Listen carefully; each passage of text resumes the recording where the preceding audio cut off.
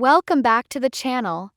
In today's tutorial, I'm going to show you how to change the file type, also known as the file extension, in Windows 10. First, open the Windows Start menu and type File Options. From the results, click on File Explorer Options. A dialog box will open. Here, go to the View tab and uncheck the option that says Hide Extensions for known file types. Then click OK. Now, when you look at your files, you'll be able to see their extensions. For example, I have a file on my desktop named 123.exe. To change the file type, right-click the file and select Rename. The file name and extension will become editable. In this case, I'll replace .exe with .txt.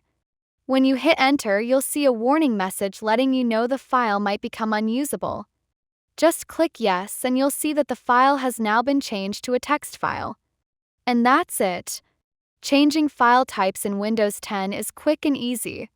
If you found this video helpful, don't forget to like the video. For more tech tutorials, subscribe to the channel and press the notification button as well.